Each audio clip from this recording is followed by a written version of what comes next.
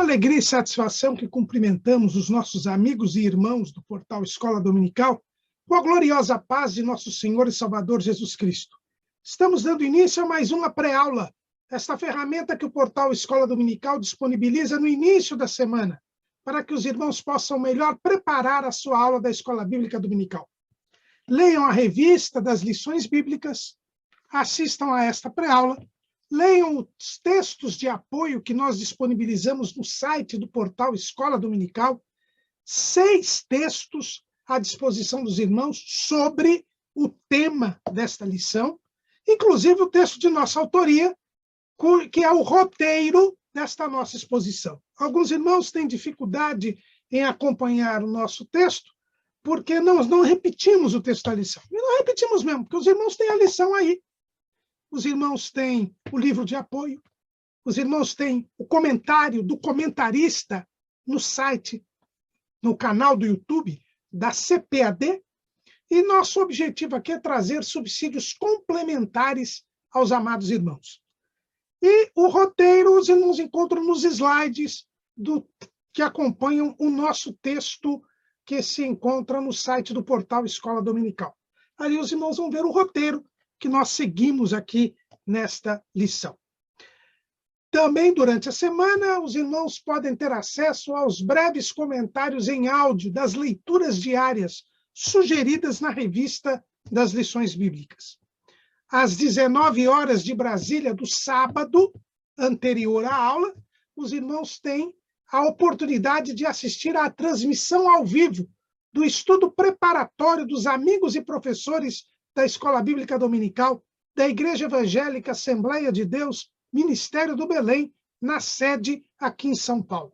Se o irmão estiver aqui em São Paulo, o irmão é nosso convidado. A reunião é aberta a todos os que amam o estudo da Palavra de Deus.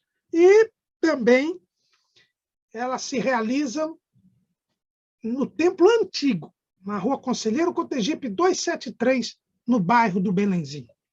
Mas tudo isso é a preparação da Escola Bíblica Dominical. Se tiver alguma dúvida, que não quiser elucidar interativamente na transmissão ao vivo, durante a semana, poste a sua pergunta na sala dos professores do site Portal Escola Dominical. Nós não respondemos as questões aqui que são colocadas em forma de comentários nas redes sociais.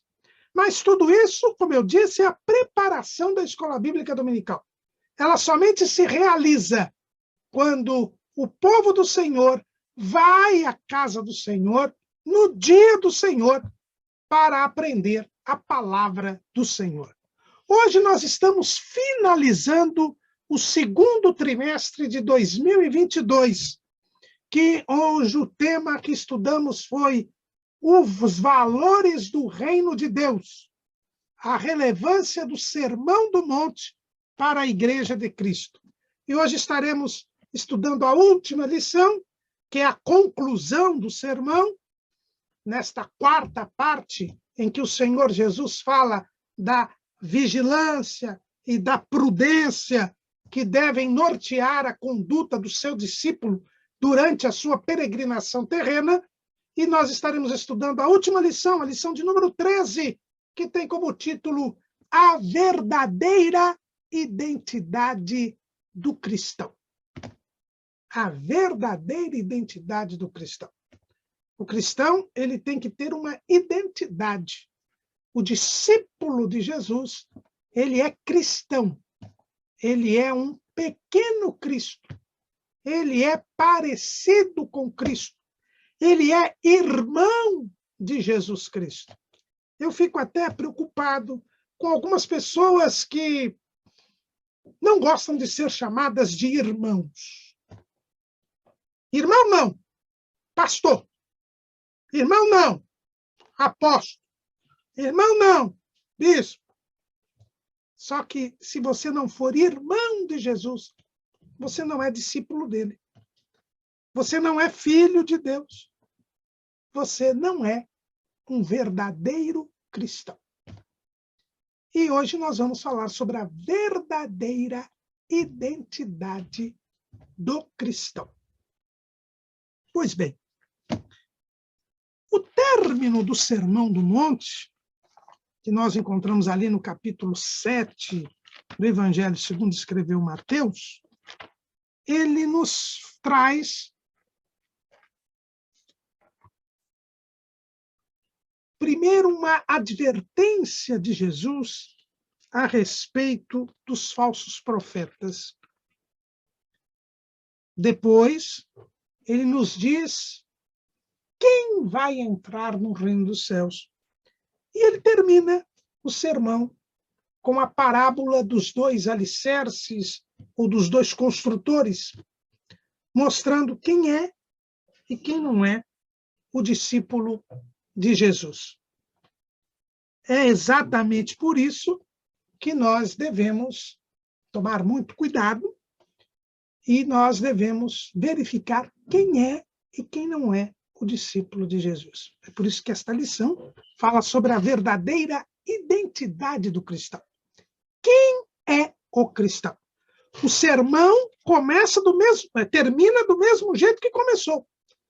Jesus começa o sermão, os irmãos se lembram, com o sermão das bem-aventuranças, dizendo quais as características, quais as qualidades que tem o discípulo de Jesus. Jesus mostra o caráter do cristão. E ele termina o sermão, mais uma vez, mostrando quem é o seu discípulo. Quais são as características, as qualidades dos seus discípulos. Por início, Jesus traz uma palavra de advertência. Ele nos diz: acautelai-vos, porém, dos falsos profetas. Em primeiro lugar, nós verificamos que Jesus, ele diz que haveria falsos profetas, falsos irmãos no meio do povo de Deus. Alguém pode perguntar, mas por que Deus permite que haja falsos doutores, falsos mestres, falsos profetas, falsos irmãos no meio do povo de Deus? Não seria mais simples Deus evitar que estas pessoas se infiltrassem no meio do seu povo? Mas quando nós vamos a Deuteronômio, capítulo 13, Deuteronômio, capítulo 13, no versículo 13, aliás, no versículo 1, nós encontramos o seguinte. Deuteronômio, capítulo 13, versículo 1. Quando o profeta ou sonhador de sonhos se levantar no meio de ti e te der um sinal ou prodígio, e suceder o tal sinal ou prodígio de que te houver falado, dizendo: vamos após outros deuses que não conheceste e sirvamo-los, não ouvirás as palavras daquele profeta ou sonhador de sonhos, porquanto o Senhor vosso Deus vos prova para saber se amais o Senhor vosso Deus com todo o vosso coração e com toda a vossa alma. Após o Senhor vosso Deus andareis, e a ele temereis, e os seus mandamentos guardareis, e a sua voz ouvireis, e a ele servireis, e a ele vos achegareis. E aquele profeta, o sonhador de sonhos, morrerá, pois falou rebeldia contra o Senhor vosso Deus, que vos tirou da terra do Egito e vos resgatou da casa da servidão, para vos apartar do caminho que vos ordenou o Senhor vosso Deus, para andardes nele. Assim tirarás o mal do meio de ti. Então, os irmãos, vejam, e nós lemos aqui os 5 primeiros versículos do capítulo 13 de Deuteronômio, os irmãos percebem que Deus permite que se levante um falso profeta no meio do povo para provar o povo, para saber se o povo ama ou não a Deus. Veja, saber no sentido de que Deus sabe, mas para manifestar quem ama e quem não ama a Deus. Os Os irmãos vejam que é este o propósito de Deus quando permite que falsos profetas se levantem. E veja que é um falso profeta poderoso, porque ele diz que ia acontecer alguma coisa e acontece. Mas, ao mesmo tempo que ele diz que iria acontecer algo, e este algo acontece, ele fala para o povo se distanciar de Deus, se apartar de Deus. E aí, Deus permite que isto aconteça para provar, manifestar quem ama e quem não ama a Deus. Então, isto que Moisés nos escreve no livro de Deuteronômio também é registrado pelo apóstolo Paulo. 1 aos Coríntios, capítulo 11, no versículo de número 19. 1 aos Coríntios 11 e 19. E até importa que haja entre vós heresias, para que os que são sinceros se manifestem entre vós. Então, os irmãos percebam que por que Deus permite heresias? E essas heresias vêm através dos falsos mestres. Isso nós vemos na segunda epístola de Pedro, capítulo 2, versículo 1. E também houve entre o povo falsos profetas, como entre vós haverá também falsos doutores, que introduzirão encobertamente heresias de perdição e negarão o Senhor que os resgatou, trazendo sobre si mesmos repentina perdição. Os falsos profetas, os falsos mestres, surgem no meio da igreja também. Com que objetivo? Para que, através das heresias que eles introduzem, sejam manifestos os sinceros. Então, tanto em Deuteronômio quanto em Coríntios, nós vemos que a infiltração de falsos profetas, de falsos mestres, de falsos irmãos, é permitida por Deus para que nós tenhamos a manifestação dos sinceros e a manifestação do amor a Deus. Então, isto contribui para a distinção, para a manifestação do que há no interior do coração de cada um. E por isso é que Jesus diz: acautelai-vos dos falsos profetas. Eles estarão no meio do povo. Porque assim quis o Senhor, para que houvesse a manifestação do amor a Deus, para que houvesse a manifestação dos sinceros. E a primeira observação aqui que Jesus faz é que os falsos profetas vêm até vós. Os falsos profetas estão no nosso meio, estão no meio de nós. Você nunca vai encontrar um falso profeta distante do povo de Deus. Eles vêm até o meio do povo. Eles se infiltram no meio do povo. Nunca haverá um falso profeta, um falso mestre que esteja longe da igreja. Eles sempre estão entre nós. Por isso, quando se manifestarem, quando forem desmascarados, não deixe de servir a Jesus. Não fique abatido em seu ânimo espiritual, porque só há falsos profetas no meio de nós. E Jesus disse que nós devemos tomar cuidado com eles. Não que eles seriam eliminados ou que não existiriam.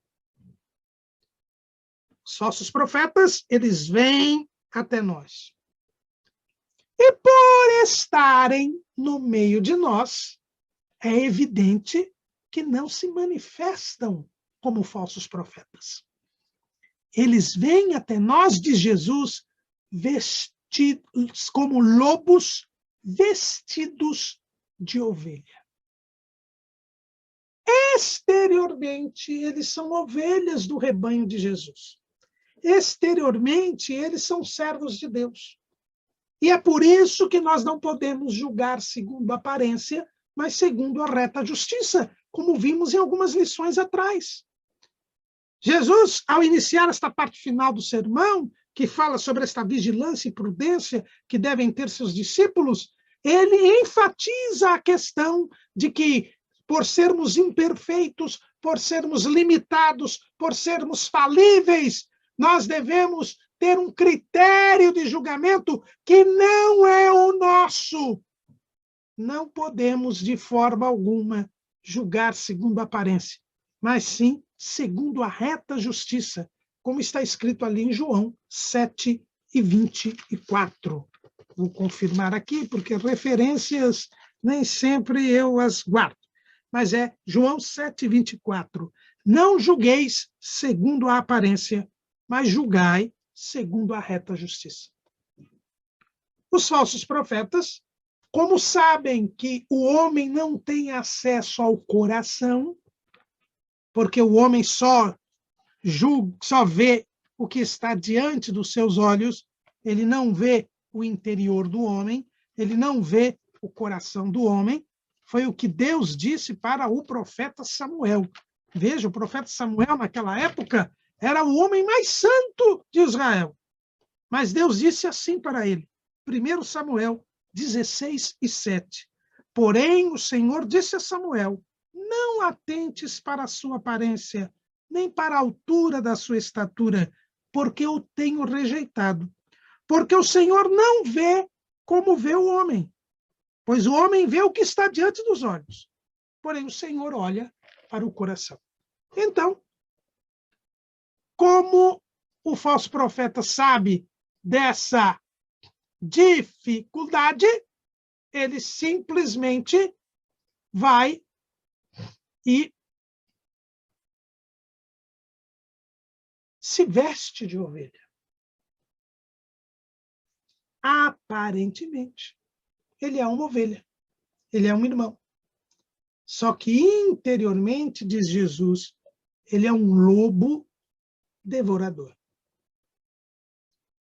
E nós não olhamos o coração. É por isso que precisamos ter cautela. É por isso que nós precisamos ser cuidadosos. Nós temos de ser cuidadosos.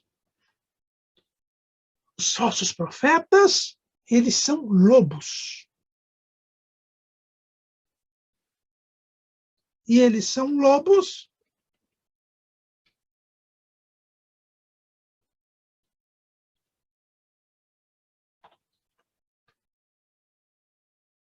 e qual é o objetivo do lobo?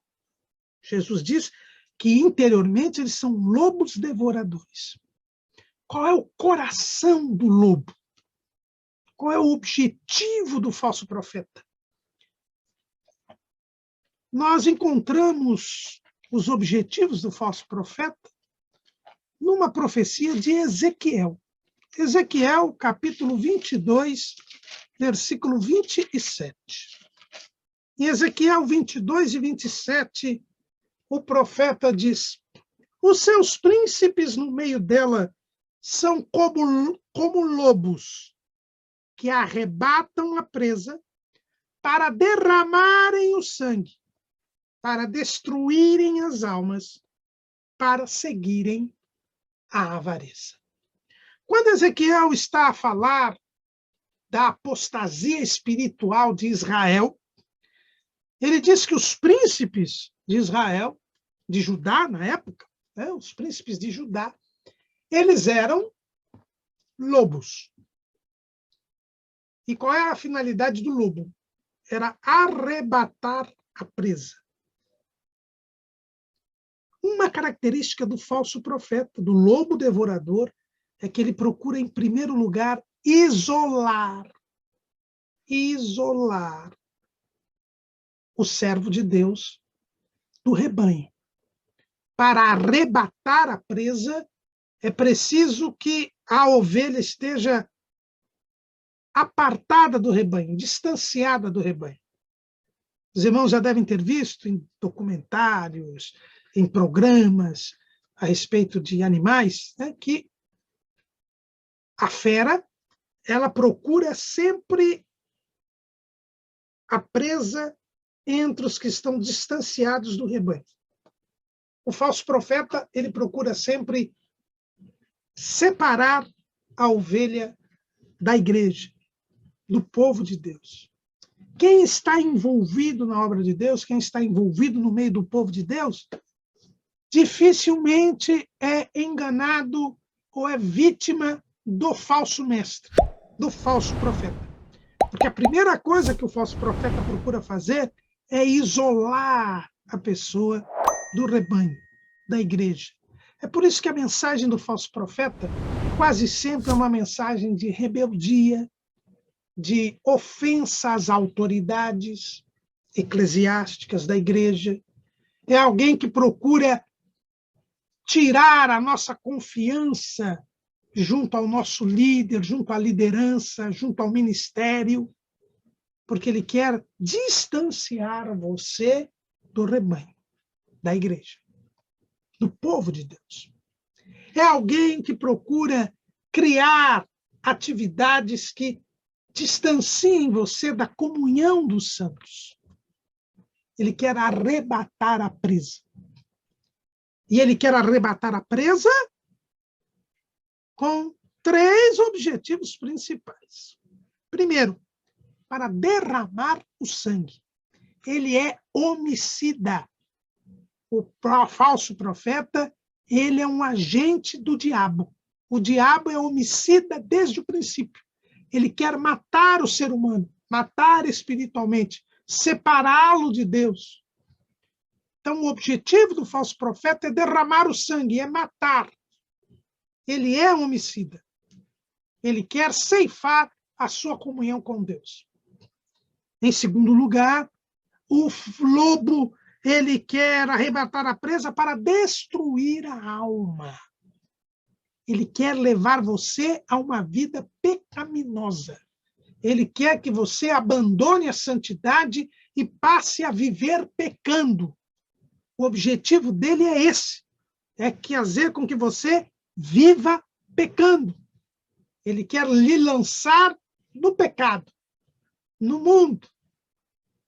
Esse é o objetivo do falso profeta. E o terceiro ponto é que ele quer arrebatar a presa para seguir a avareza. E aqui nós nos lembramos do que diz Pedro, lá em 2 de Pedro, capítulo 2, versículo 3. Quando ele fala dos falsos mestres, eles dizem assim: e por avareza farão de vós negócio com palavras fingidas.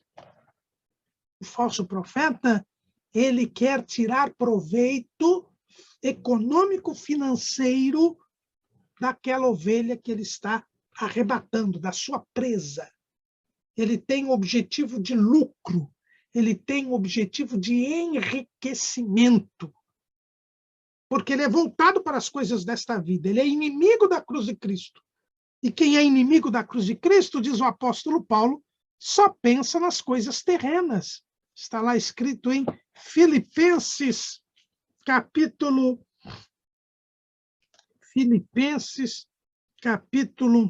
3, versículo 18.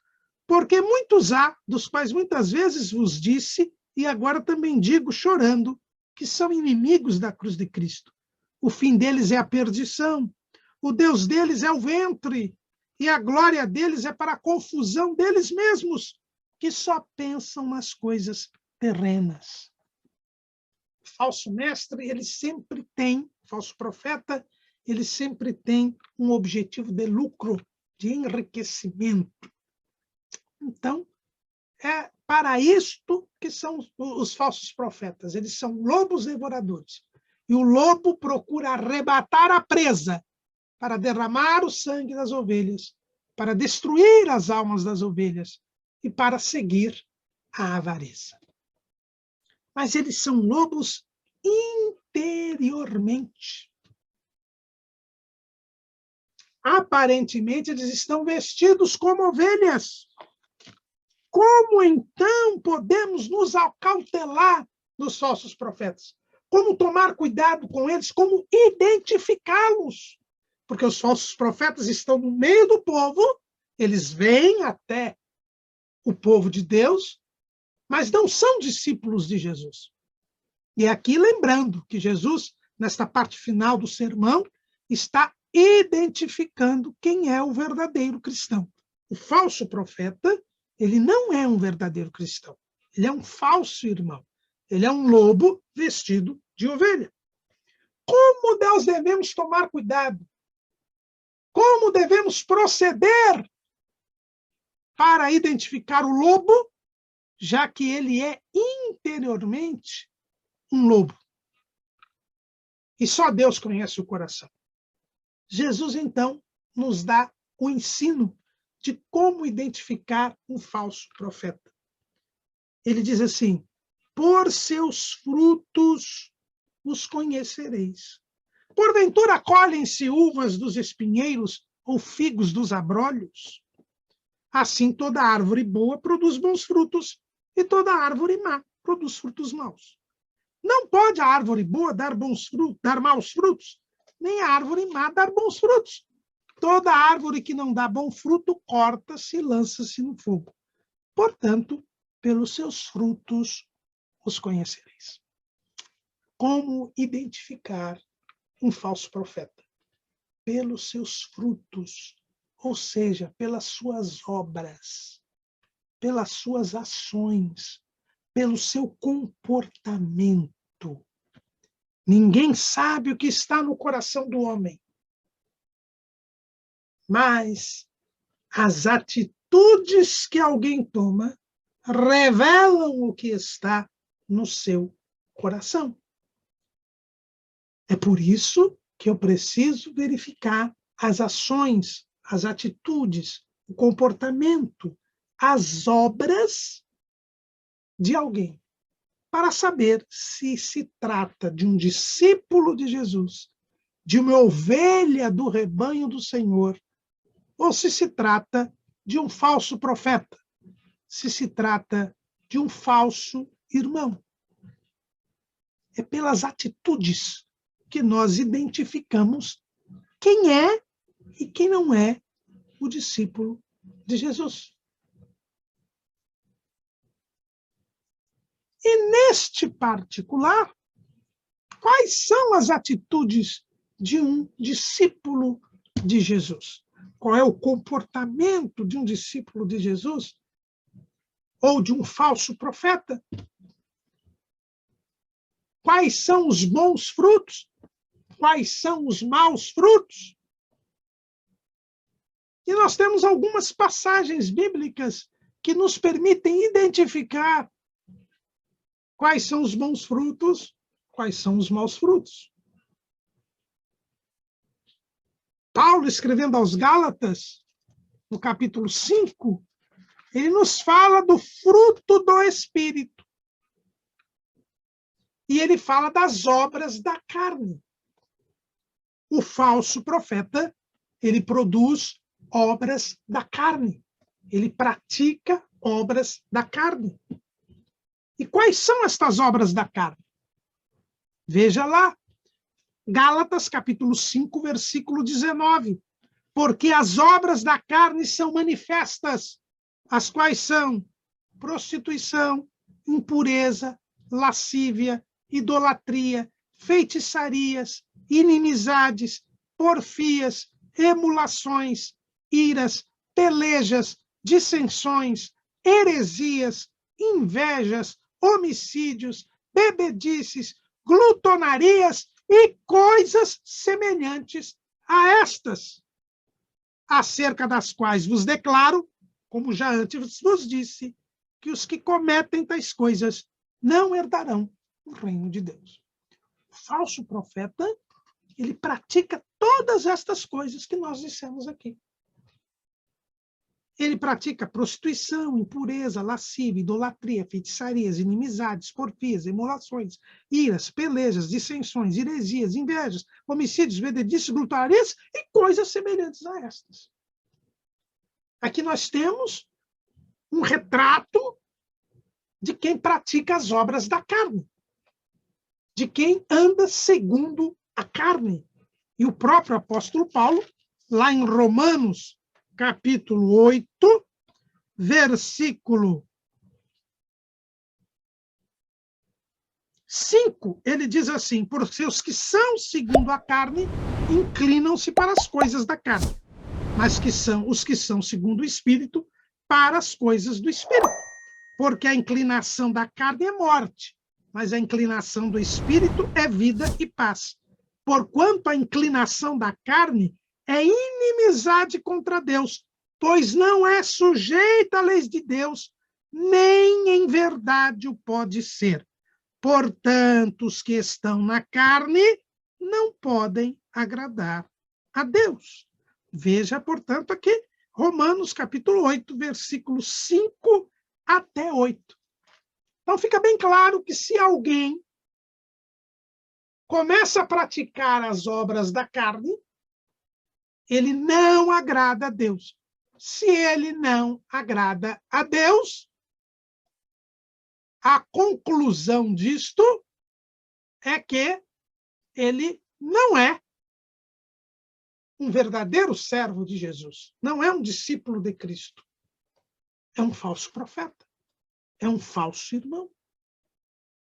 Então, aqui nós já temos uma relação de uma forma de identificação do falso irmão. Ele pratica as obras da carne. Gálatas 5, 19 a 21. Mas não é só isso. Não é só esse texto. Nós temos também o próprio apóstolo Paulo, lá na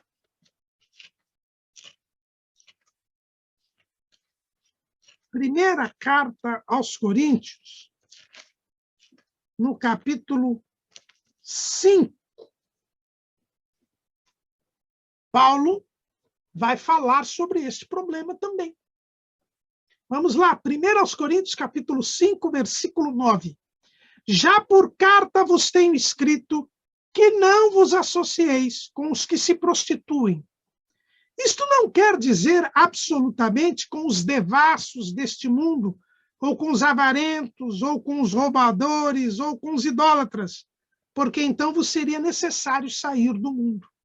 Mas agora escrevi que não vos associeis com aquele que, dizendo-se irmão, for devasso, ou avarento, ou idólatra, ou maldizente, ou beberrão, ou roubador. Com o tal, nem ainda comais. São os falsos irmãos. Paulo diz aqui, olha, cuidado, se alguém se diz irmão, usando a nomenclatura que Jesus usou no Sermão do Monte, se veste de ovelha, mas ele é devasso, ele é avarento, ele é idólatra, ele é maldizente, ele é beberrão, ele é roubador. Nem coma com ele, não tenha comunhão com ele, não se associe com ele, porque é um falso irmão, é um falso profeta. Estas atitudes dele demonstram que ele é interiormente um lobo devorador. Aqui, Paulo diz, em outra carta, características de quem é um falso profeta. A árvore má. E nenhuma árvore má pode produzir bons frutos. A árvore má produz maus frutos. Mas, além desta outra passagem de Paulo, nós temos o apóstolo João nos mostra quem são os filhos de Deus e quem são os filhos do diabo. Veja, lá em 1 de João, capítulo 3, ele diz assim, versículo 4, qualquer que pratica o pecado também pratica iniquidade, porque o pecado é iniquidade. E bem sabeis que ele se manifestou para tirar os nossos pecados, e nele não há pecado. Qualquer que permanece nele não vive pecando. Qualquer que vive pecando não o viu, nem o conheceu. Filhinhos, ninguém vos engane. Quem pratica a justiça é justo, assim como ele é justo.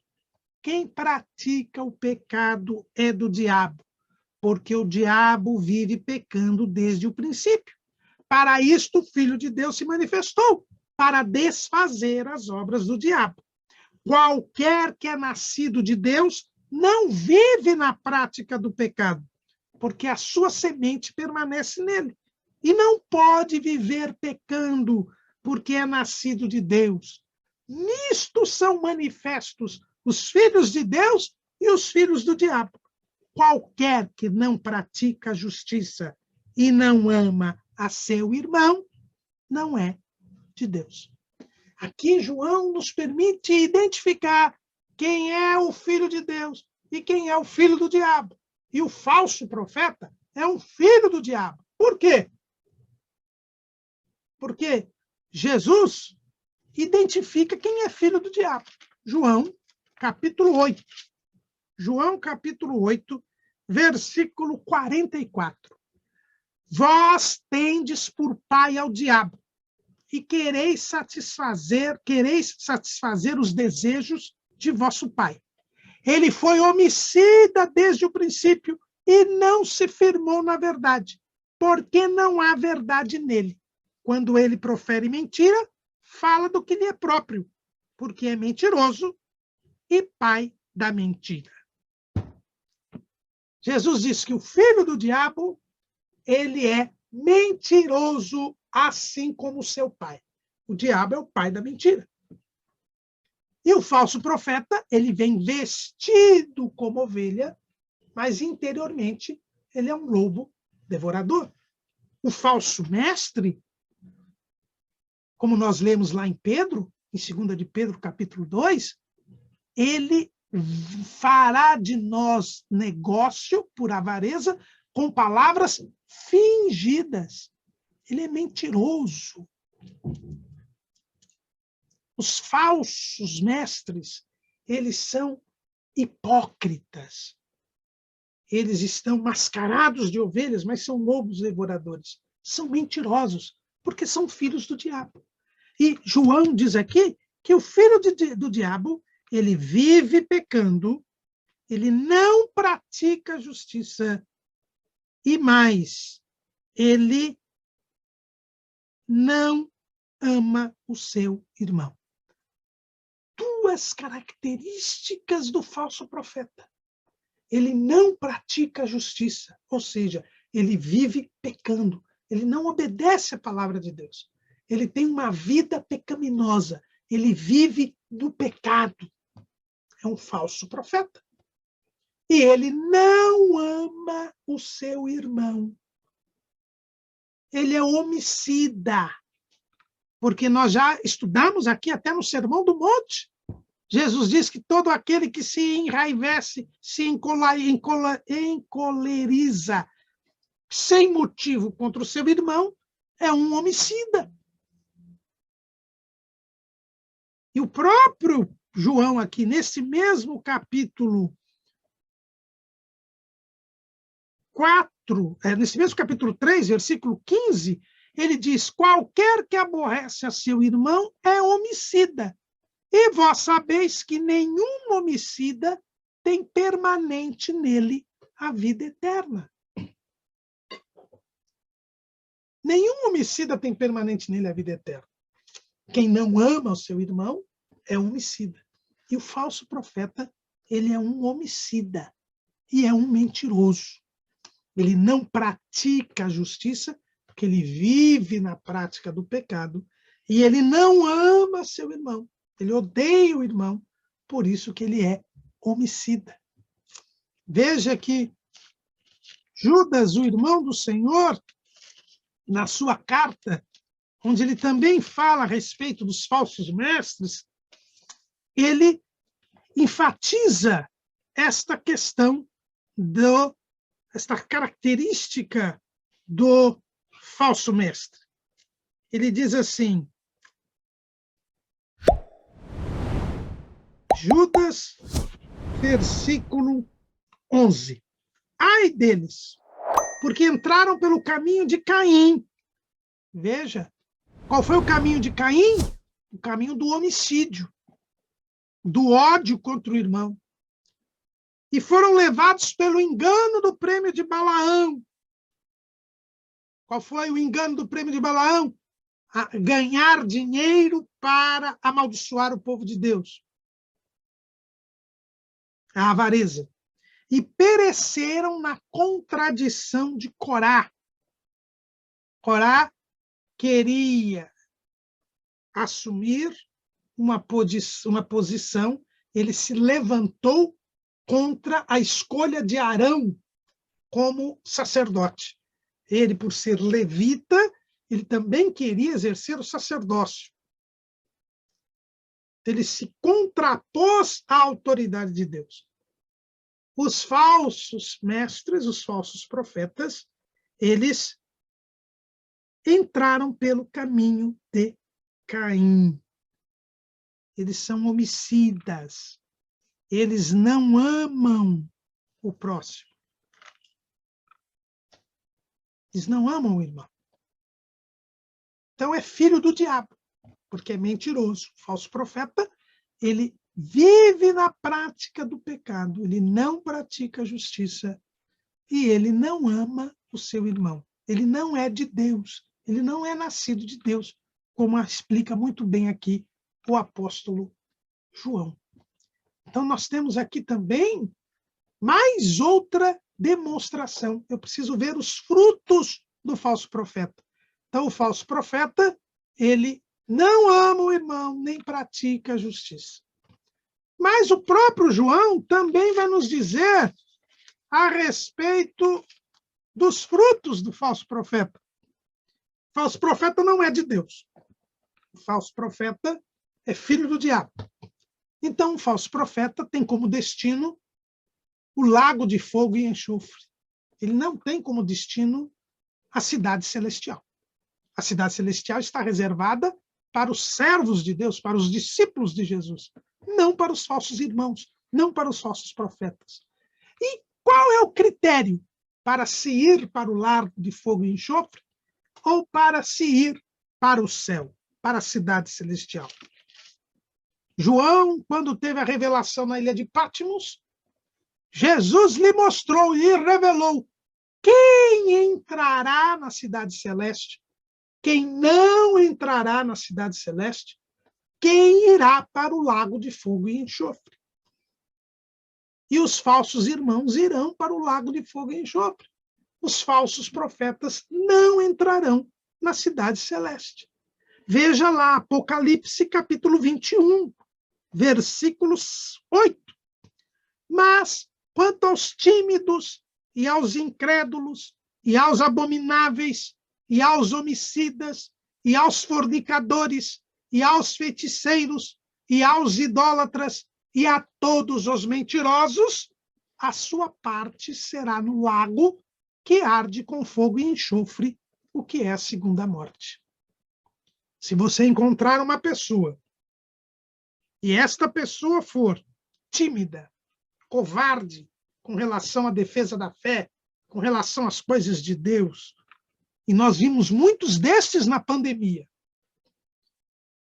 aos incrédulos, não crê na palavra de Deus, aos abomináveis, aqueles que cometem atos que a Bíblia diz que são abominações para Deus, como a idolatria, como o homossexualismo. Essas coisas são abomináveis a Deus. Aos homicidas, são aqueles que odeiam o irmão, os egoístas, os individualistas. Aos fornicadores, são aqueles que praticam sexo desregrado, que praticam relações sexuais sem ser casados. Aos feiticeiros, aqueles que procuram as forças do mal, procuram manipular as forças sobrenaturais. Os idólatras e todos os mentirosos. Se uma pessoa pratica estas coisas, vive na prática destas coisas, é um falso irmão, é um falso profeta. Mas não temos só essa lista aqui de Apocalipse 21 e 8. Nós também temos a lista de Apocalipse 22 e 15, aqueles que não entram na cidade celeste, não entram na Nova Jerusalém. Ficarão de fora os cães. Nós já falamos aqui dos cães em uma aula passada, quando Jesus, no próprio Sermão do Monte, diz: não deis as coisas santas aos cães. Quem são os cães? São aqueles que desprezam, menosprezam as coisas de Deus, fazem pouco caso das coisas espirituais, não dão nenhum valor, nenhuma importância às coisas espirituais, às coisas de Deus. Ficaram de fora os cães e os feiticeiros, de novo aqui, e os que se prostituem, e os homicidas, e os idólatras, e qualquer que ama e comete a mentira.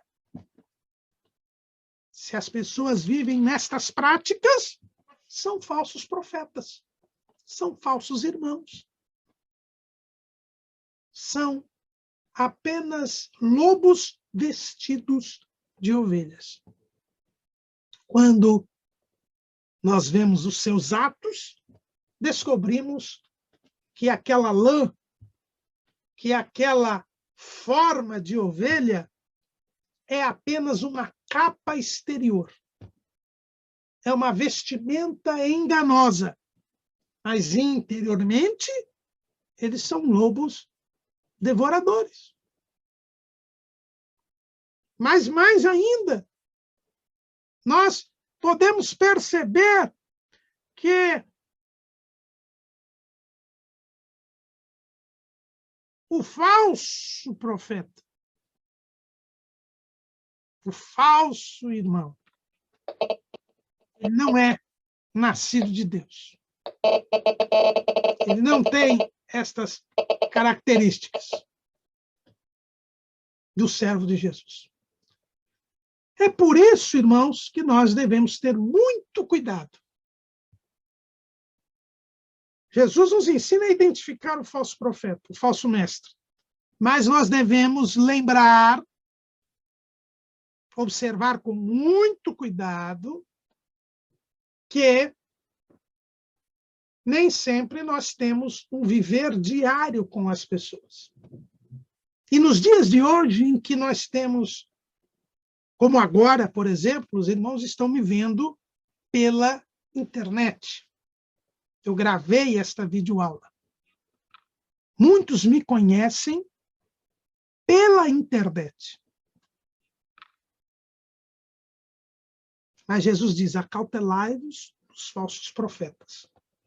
E eu só posso tomar cuidado com o falso profeta se eu convivo com ele. Veja que, da mesma maneira que o falso profeta, a gente que é do diabo, ele vai até o povo de Deus, se infiltra no meio do povo de Deus para causar males ao povo de Deus, vestido de ovelha.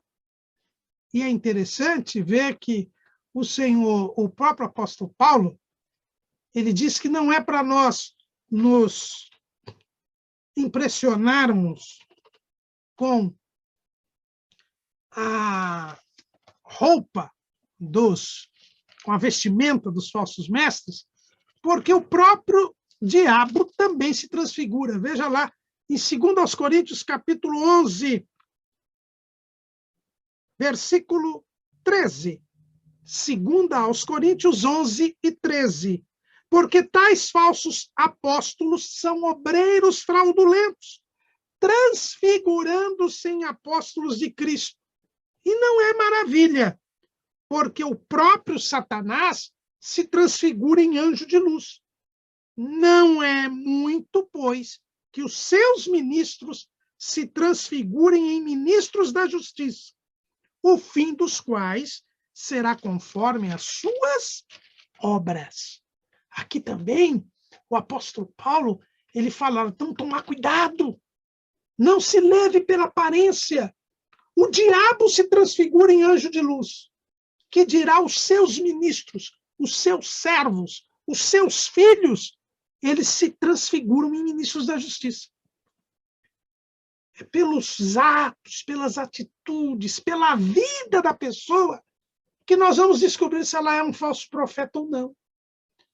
Então, tomem cuidado, por exemplo, muitos dos irmãos me conhecem aqui, pela internet. Eu até não edito vídeo, aliás, o professor Humberto, que é o coordenador do portal, edita o vídeo, mas colocando a entrada, a vinheta e tal, mas nós não temos muitos recursos tecnológicos, como muitos outros têm. Mas a verdade é que os irmãos não me conhecem. Não me conhecem, porque não convivem comigo. E este é um problema nos nossos dias. Jesus diz, acautelai-vos dos falsos profetas, pelos seus frutos os conhecereis. E estas pessoas da mídia, esses grandes pregadores, grandes pastores, esses líderes religiosos midiáticos, nós não os conhecemos, nós não convivemos com eles. Portanto, temos que ter, não os 2 pés atrás. Não podemos segui-los, imitá-los, vestir a camisa deles, porque nós não os conhecemos. E Jesus diz, acautelai-vos com os falsos profetas. E nós vivemos uma época de proliferação de falsos profetas, de falsos mestres. Estamos no término da dispensação da graça, no princípio das dores. E Jesus, no sermão escatológico, diz, acautelai-vos que ninguém vos engane, porque surgirão muitos falsos mestres, falsos profetas. Foi o único tema que Jesus tratou 3 vezes no seu sermão escatológico. Veja que ele começa o seu sermão escatológico dizendo, acautelai-vos que ninguém vos engane, porque muitos virão em meu nome dizendo, eu sou o Cristo, e enganarão a muitos. Mateus 24:4. Depois ele diz assim, versículo 11, e surgirão muitos falsos profetas e enganarão a muitos. E por fim, no versículo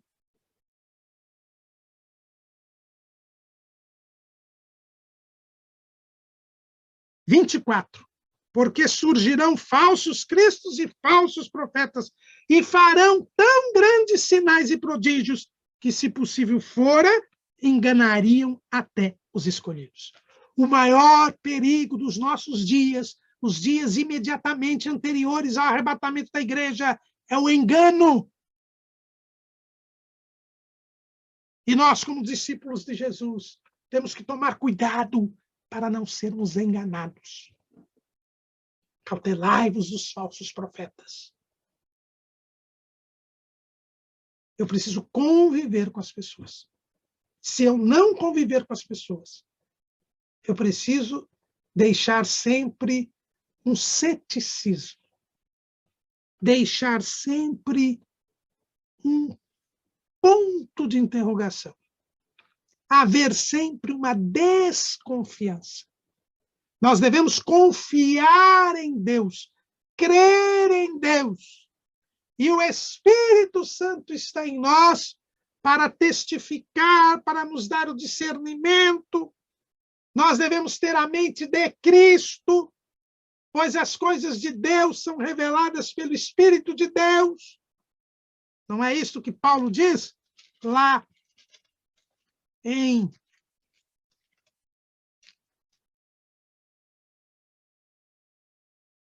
1 aos Coríntios, capítulo 2, versículo 9. Mas como está escrito, as coisas que o olho não viu e o ouvido não ouviu e não subiram ao coração do homem são as que Deus preparou para os que o amam. Mas Deus não-las revelou pelo seu Espírito, porque o Espírito penetra todas as coisas, ainda as profundezas de Deus. Porque qual dos homens sabe as coisas do homem, senão o Espírito do homem que nele está? Assim também ninguém sabe as coisas de Deus, senão o Espírito de Deus.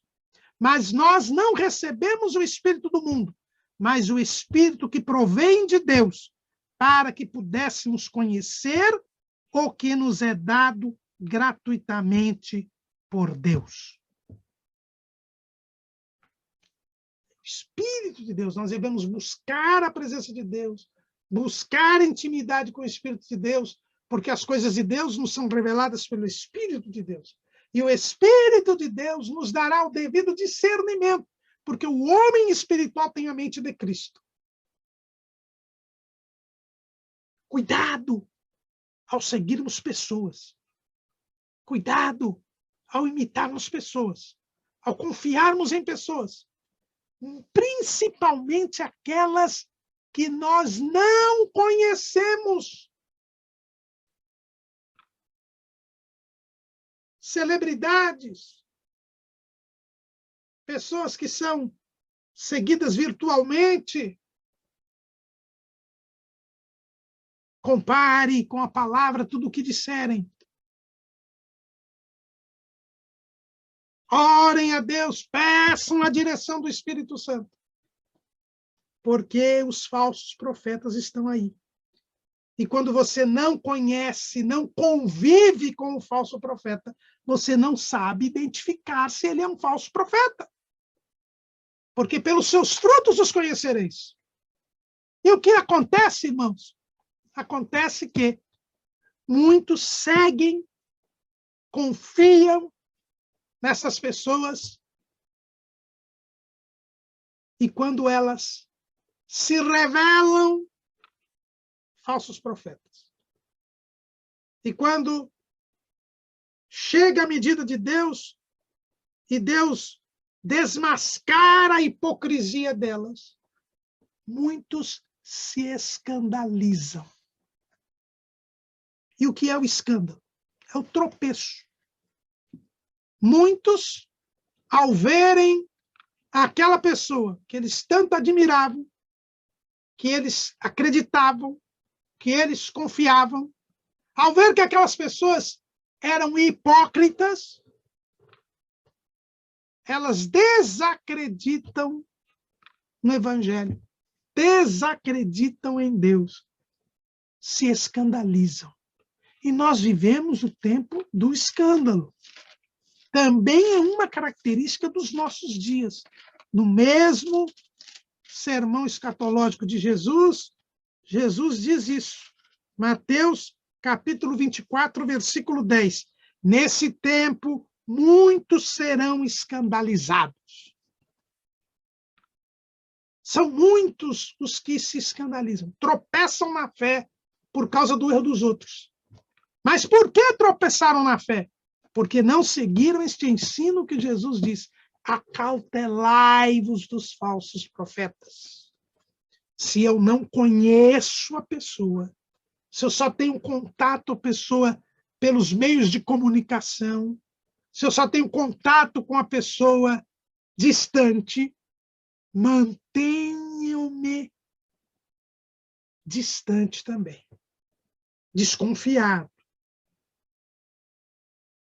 fazendo a comparação com aquilo que a pessoa ensina e fala com a palavra de Deus, buscando a direção do Espírito Santo, que não está distante, ele está dentro de mim, para me orientar, para me ensinar.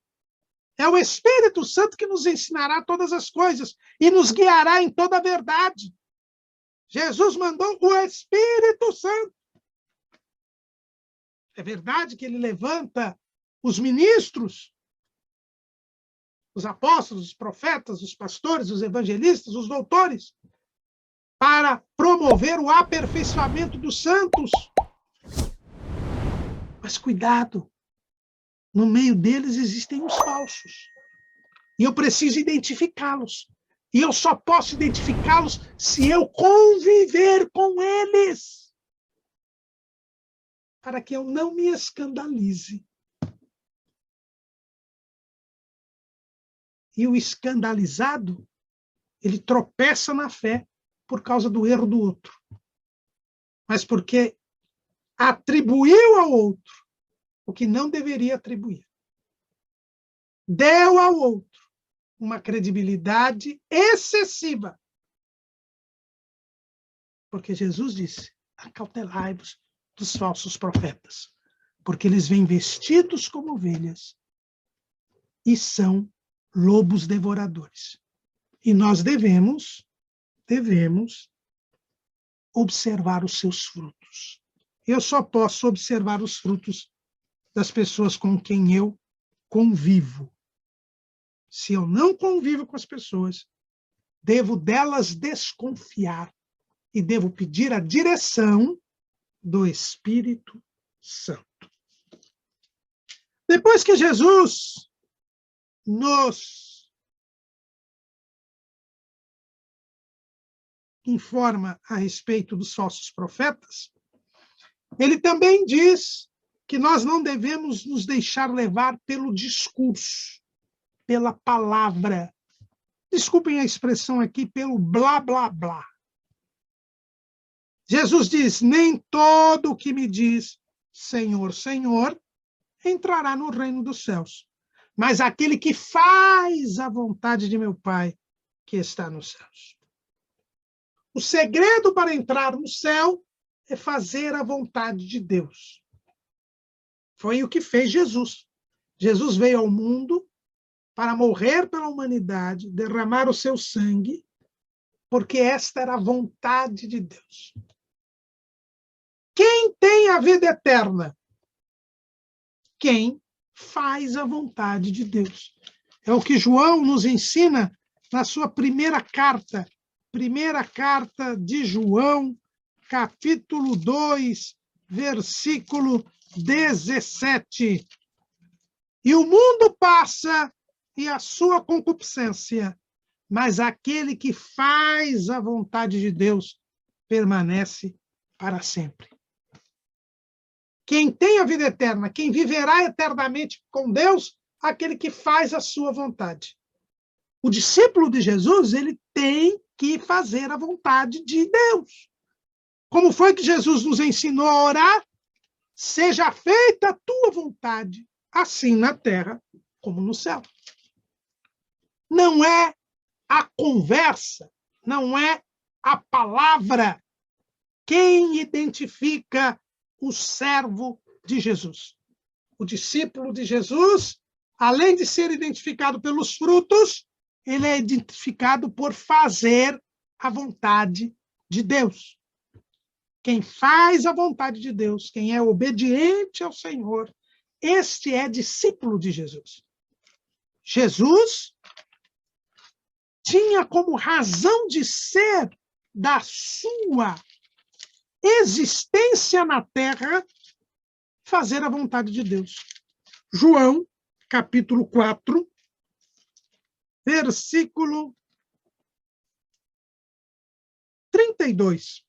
Porém, ele lhes disse, uma comida tenho para comer que vós não conheceis. Então os discípulos diziam uns aos outros, trouxe-lhe porventura alguém de comer? Jesus disse-lhes, a minha comida é fazer a vontade daquele que me enviou e realizar a sua obra.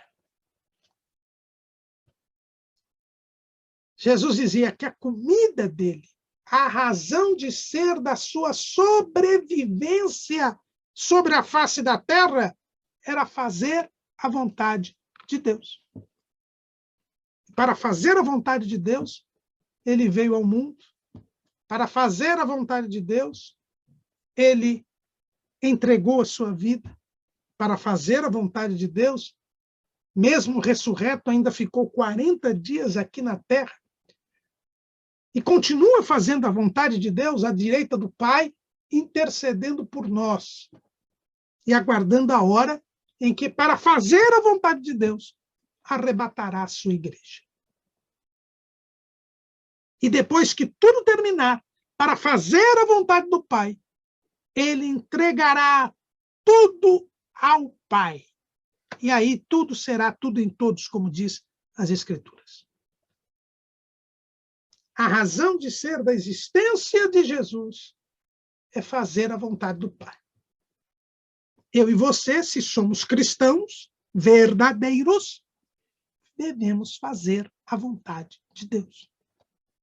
Jesus diz que simplesmente falar Senhor, Senhor, não garante que eu entre no reino dos céus. Mas é aquele que faz a vontade do meu Pai que está nos céus. Não adianta eu dizer Senhor, Senhor, e eu não faço o que ele manda. Jesus, ele nos conta a parábola dos 2 filhos. Um filho, ele vai e diz para o pai que vai fazer o que o pai lhe manda.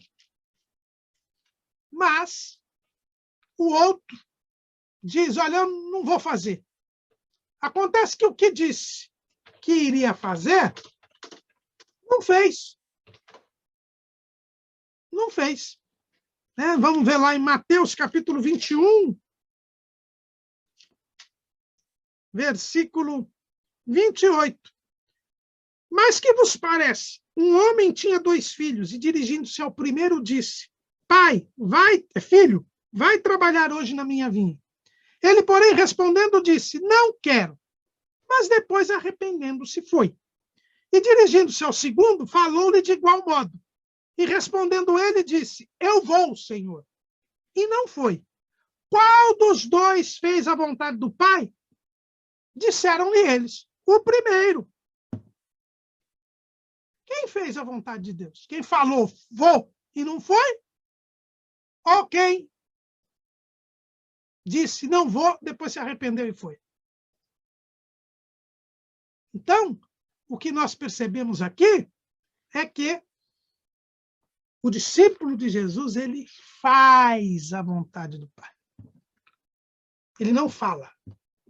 Não nos enganemos com o discurso. Não nos enganemos com as palavras, mas sim com as ações. O verdadeiro discípulo de Jesus é aquele que faz a vontade de Deus, não aquele que fala que vai fazer e não faz. É verdade que o falar do discípulo de Jesus é sim, sim, não, não. Nós aprendemos aqui no próprio Sermão do Monte. Mas ele é discípulo de Jesus não porque ele falou, mas porque ele fez. Justamente porque, ao fazer, ele confirma o seu falar. Por isso que ele não deve nem jurar. Mas é no fazer que ele vai entrar no céu. Não pelo falar.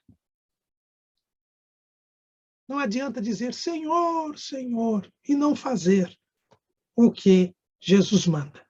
Aliás, quem faz o que Jesus manda, prova que ama a Jesus. O próprio Jesus disse isso. João, capítulo 14, versículo 21. Aquele que tem os meus mandamentos e os guarda, este é o que me ama. E aquele que me ama será amado de meu Pai.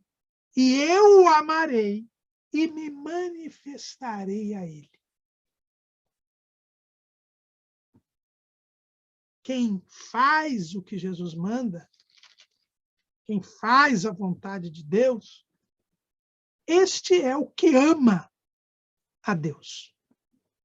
O próprio Jesus, ele repete esse ensinamento quando ele diz assim: vós sereis meus amigos se fizerdes o que eu vos mando.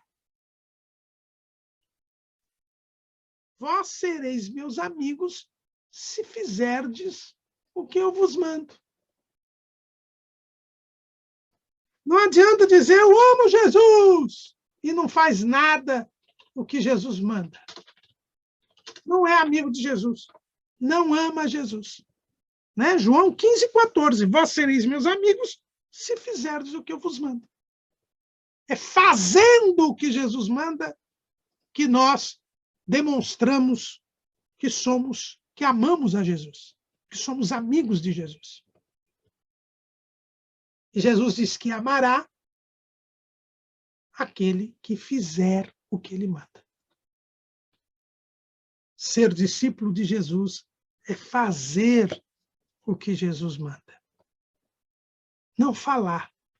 Porque o falar, irmãos, ele obscurece a mente humana. Os incrédulos, os corrompidos, os gentios, os pecadores, eles se deixam levar pelo discurso. Veja lá, em Romanos, capítulo 1, versículo 18, o texto diz: porque do céu se manifesta a ira de Deus sobre toda a impiedade e injustiça dos homens, que detêm a verdade em injustiça. Por quê? A ira de Deus se manifesta sobre estes homens ímpios e injustos. Versículo 21. Porquanto, tendo conhecido a Deus, não o glorificaram como Deus, nem lhe deram graças. Antes, em seus discursos, se desvaneceram e o seu coração insensato se obscureceu. Os ímpios, os injustos, que despertam a ira de Deus pela sua impenitência, pela sua vida pecaminosa, eles se escondem atrás de discursos, de palavras. Eles constroem raciocínios, argumentos que justificam a vida pecaminosa que eles levam. E em razão de crerem nas palavras e nos raciocínios ilusórios e mentirosos que suas mentes forjaram, eles ficam com um coração insensato, obscurecido, entram em trevas espirituais e se manifesta a ira de Deus sobre eles. Porque eles não glorificam a Deus, nem dão graças a Deus. Porque nos seus raciocínios, Deus não existe. Tudo isso é balela. Não o que nós vemos nos dias de hoje. Os discursos. E nós vivemos hoje um tempo tão ruim. Nós estamos numa multiplicação da iniquidade tão grande que hoje nós temos uma corrupção da linguagem tão grande porque as pessoas entendem que simplesmente manipulando as palavras, elas mudam a realidade. Elas negam a realidade. Não o que vemos, por exemplo, na ideologia de gênero. Quando alguém diz, não sou nem homem nem mulher. E acreditam nisso. E criam leis em cima disso. Por causa da corrupção da linguagem. Nós vivemos hoje um tempo em que o inimigo das nossas almas tem realmente feito as pessoas acreditar que o que é falado, que o que é dito é real. Os discursos desvanecem. Os discursos levam à insensatez do coração e ao obscurecimento da mente humana. Mas Jesus diz, não se deixem levar pelas palavras. Nem todo o que diz Senhor, Senhor, entrará no reino dos céus. O discípulo de Jesus, o cristão, ele não se identifica pelo que ele fala, mas pelo que ele faz. E só quem faz a vontade de Deus, este é o que tem a vida eterna. Este é o que vai entrar no reino dos céus. E veja bem, aquele que se mantém fiel até o fim. Lembrem que nós vimos que Jesus comparou a vida cristã, mostrou a realidade espiritual com os dois caminhos. O caminho é o caminhar, é a continuidade. Veja que Jesus diz assim: muitos me dirão naquele dia, Senhor, Senhor, não profetizamos nós em teu nome? E em teu nome não expulsamos demônios? E em teu nome não fizemos muitas maravilhas? E então lhes direi abertamente: nunca vos conheci, apartai-vos de mim, vós que praticais a iniquidade. Quem vai entrar no céu? Quem faz a vontade de Deus. Quem pratica a iniquidade, esse estará perdido, porque vive no pecado, vive pecando. Pouco importa se num passado ele foi usado por Deus, se no passado ele expulsou demônios, se no passado ele profetizou, se fez milagres. O que importa é o presente. O que importa é o fim das coisas, não o começo. Aquele que perseverar até o fim será salvo. Muitas pessoas usam esta passagem para criticar os pentecostais. Para dizer que, está vendo? A operação de sinais e maravilhas, a demonstração de poder de Deus, não garante a salvação. É verdade. A operação de sinais e maravilhas, a demonstração do poder de Deus, não garante a salvação. Agora, o que Jesus está dizendo é que expulsar demônios, fazer maravilhas e profetizar é algo normal e algo que se espera de um discípulo de Jesus. É exatamente o contrário que esse povo fala. O que Jesus está dizendo é que não é porque você profetizou, expulsou demônio, fez milagre, fez maravilha, que você já está com o céu garantido. Você precisa prosseguir até o fim. Agora, é natural, é esperado de Jesus que o seu discípulo profetize, expulse demônios e faça maravilhas. Por quê? Porque estes sinais seguirão aos que creem. Em meu nome expulsarão demônios, falarão novas línguas, pegarão nas serpentes, e se beberem alguma coisa mortífera, não lhes fará dano algum, e imporão as mãos sobre os enfermos e os curarão.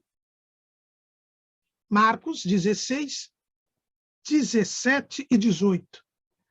Mas os manuscritos melhores não têm este pedaço do Evangelho de Marcos. Mas aqui em Mateus, Jesus está dizendo, naquele dia, não adianta dizer que eu fiz maravilhas, que eu expulsei demônios, que eu profetizei. Não é que é errado profetizar, que é errado expulsar demônio, que é errado fazer muitas maravilhas, nem que o discípulo de Jesus não faz mais maravilhas, não expulsa mais demônios e nem profetiza. Nada disso. O que Jesus está dizendo é que não adianta ter feito isto e depois ter se desviado dos caminhos do Senhor e passado a praticar a iniquidade. Aqui, Jesus está falando do dia do juízo. E no dia do juízo, quem vai participar são os ímpios. São os ímpios que vão participar do dia do juízo. Os crentes, salvos, que alcançaram a glorificação, eles não participam do juízo. É o que nos mostra claramente o item número 15 da nossa declaração de fé. Cremos no juízo final, onde comparecerão todos os ímpios, desde a criação até o fim do milênio. Os que morrerem durante o período milenial, e os que ao final desta época estiverem vivos.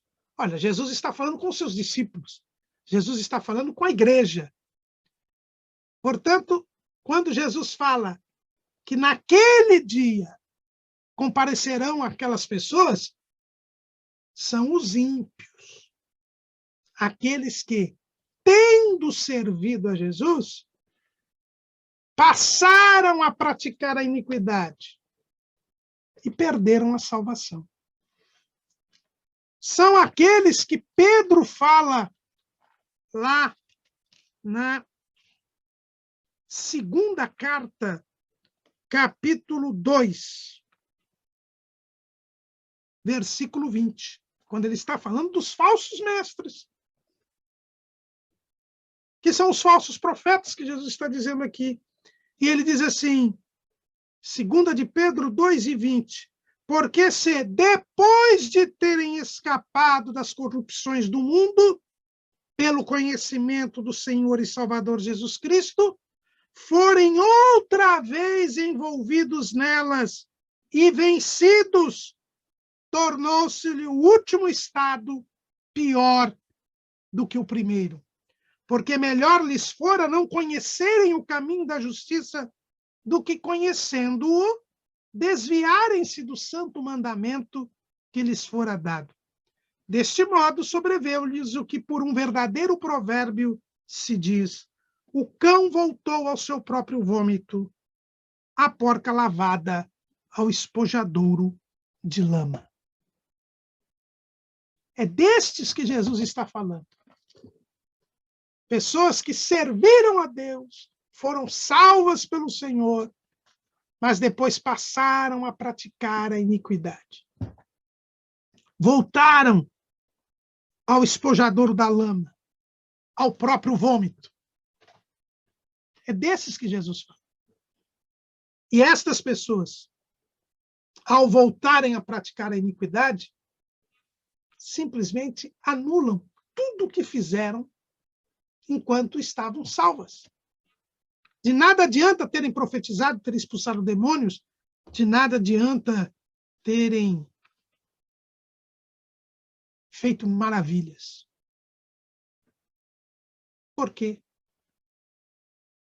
Deixaram a Jesus. E aí Jesus diz, nunca vos conheci. Porque para Deus não há tempo. E se elas aceitam e depois rejeitam, é como se nunca tivessem aceitado. O verdadeiro cristão é aquele que persevera até o fim. É aquele que abandona o pecado e não volta a viver pecando. É aquele que escapa das corrupções do mundo e não se envolve nelas novamente. Este é o cristão. Ele não pratica a iniquidade. Ele se arrepende dos pecados, confessa os pecados, é perdoado e não vive pecando mais.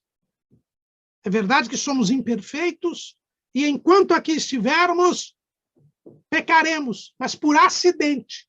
Não temos uma vida pecaminosa. O cristão não é alguém que vive pecando, porque quem vive pecando não é nascido de Deus, diz o apóstolo João. O apóstolo João, ele é bem claro na sua primeira carta ao dizer isto. Quem, capítulo 3, versículo 8, versículo 9, qualquer que é nascido de Deus não vive na prática do pecado, porque a sua semente permanece nele, e não pode viver pecando, porque é nascido de Deus. Nisto são manifestos os filhos de Deus e os filhos do diabo. Qualquer que não pratica justiça e não ama seu irmão, não é de Deus. Então, irmãos, o verdadeiro cristão, Jesus diz aqui, é aquele que não vive pecando, que não pratica a iniquidade. Quem pratica a iniquidade, quem vive pecando, quem vive na prática da injustiça, do pecado, esse não é discípulo de Jesus. E aí Jesus vai terminar o seu sermão ilustrando com uma parábola o que ele acaba de ensinar, nesta parte final do sermão.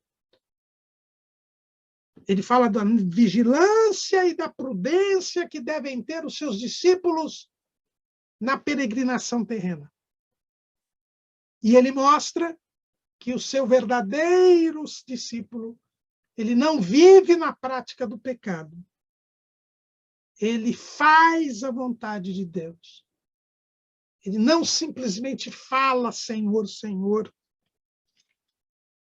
Ele é uma ovelha e não um lobo vestido de ovelha. E aí Jesus conta a famosa parábola dos dois alicerces, ou dos dois construtores, ou das duas edificações. Aquela parábola que nós aprendemos, aqueles que têm berço evangélico, desde a infância, a tenra infância, na escola dominical. Eu me lembro, nossa querida irmã Dina, ensinando a nós, um sábio fez sua casa sobre a rocha, um sábio fez sua casa sobre a rocha, um sábio fez sua casa sobre a rocha, e começou a chover, caiu a chuva, e correram rios fortes, caiu a chuva, e correram rios fortes, caiu a chuva, e correram rios fortes, e a casa não caiu. Um outro fez sua casa sobre a areia, um outro fez sua casa sobre a areia, um outro fez sua casa sobre a areia, e aí começou a chover. Caiu a chuva e correram rios fortes, caiu a chuva e correram rios fortes, caiu a chuva e correram rios fortes, e a casa caiu. Por isso que é bom instruir a criança no caminho que ela deve andar, que mesmo quando envelhecer, não se esquecerá dele. Jesus diz que aquele que ouve e pratica a sua palavra é como um homem prudente que construiu a sua casa sobre a rocha.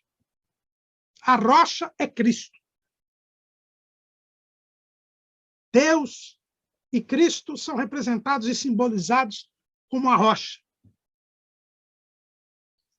Durável, firme, protetora, profunda.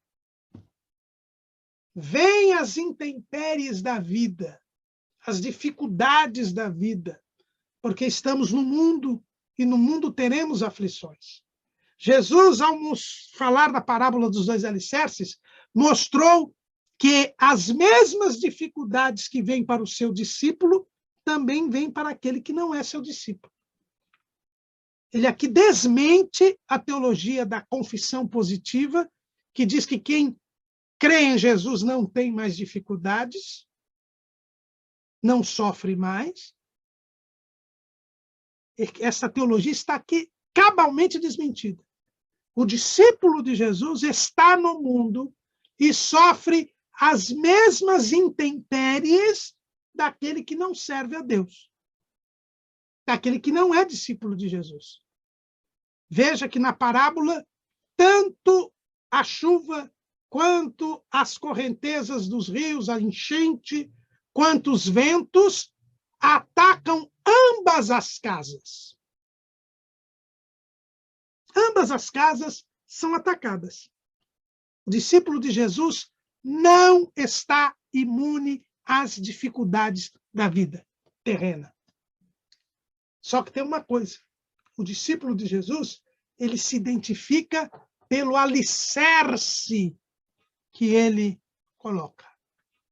Se ele constrói a sua casa, e a casa é a sua vida, se ele constrói a sua vida sobre Cristo, se Cristo é a base da sua vida, se a base da sua vida é fazer a vontade de Deus, é ser obediente ao Senhor, se ele vive para Deus e com Deus e por Deus, podem vir as provações, porque a chuva vem do alto, é a provação de Deus. Podem vir as tentações, porque ao transbordar das águas do rio, a enchente são as tentações do diabo.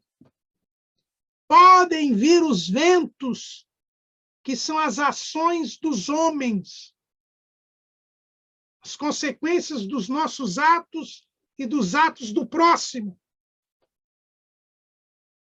Mas a casa não cai, porque ela está firmada em Jesus, firmada em Cristo. Mas se a minha vida é construída sobre a areia, e veja que a rocha, ela é um todo, ela é una. Eu tenho que construir a minha vida somente sobre Cristo, porque em nenhum outro nome podemos ser salvos. Agora, já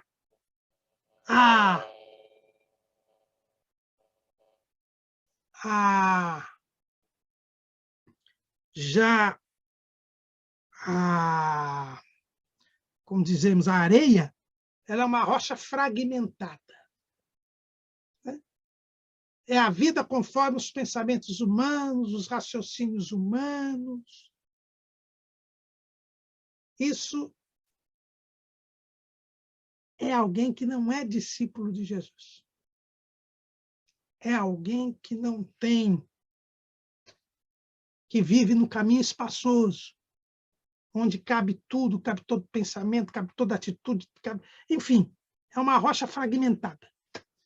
Essa, quando vierem as dificuldades, a vida não suporta. A casa cai. Há uma grande queda. Qual é a base?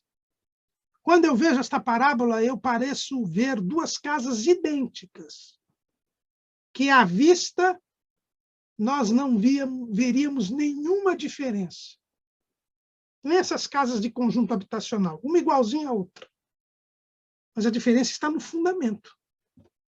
O verdadeiro discípulo de Jesus, ele constrói a sua vida em Cristo. Ele está em Cristo. Ele tem a sua vida escondida com Cristo em Deus. E ele passa pelas dificuldades. Mas aquele que não tem a sua vida escondida com Cristo em Deus, que não está em Cristo, ele fracassa. Porque só em Jesus nós temos como vencer as dificuldades desta vida. Mas eu preciso construir a minha vida sobre a rocha? Como é que eu faço? Ouço e pratico a palavra de Deus. Praticar a palavra que você ouviu. Obedecer, cumprir a palavra de Deus. Obedecer a palavra de Deus. Obedecer a Jesus fará com que você seja vitorioso. Mas se você ouvir, mas não praticar, não viver o Evangelho, não obedecer, não cumprir a palavra de Deus, você estará irremediavelmente perdido. E assim termina o Sermão do Monte. E a Bíblia diz, o texto de Mateus diz, que a multidão ficou admirada com a doutrina de Jesus. Porque Jesus tinha autoridade. Não era como os escribas e os fariseus. Primeira coisa, Jesus falou para os discípulos, mas ele começou o sermão vendo a multidão. O objetivo de Jesus era a multidão. Ele ensinava os discípulos para atingir a multidão. E ele continua fazendo isso hoje. Ele nos ensina para que nós preguemos o evangelho à multidão. Para que a multidão possa ouvir as palavras de Jesus. A multidão tem ouvido Jesus até por seu intermédio? A sua vida e as suas palavras, as suas ações e as suas palavras testemunham Jesus? Pense nisso. Segunda coisa que é importante. Jesus tinha autoridade. Autoridade por quê? Porque Jesus é o legislador, ele é Deus. Ele dizia, diz o que foi dito pelos antigos, eu, porém, vos digo. Ele é Deus. Ele tem autoridade para dizer o real sentido e alcance da lei. Mas Jesus também tem autoridade porque ele cumpria a lei. Os escribas e fariseus, eles não cumpriam a lei, mesmo na interpretação distorcida que eles tinham feito. Mateus capítulo 23, versículo 3. Observai, pois, e praticai tudo o que vos disserem, mas não procedais em conformidade com as suas obras, porque dizem e não praticam. Jesus não. Jesus cumpriu a lei. Ele, lá no começo do sermão, ele disse, eu não vim abrogar, mas cumprir a lei. Ele tinha autoridade do exemplo.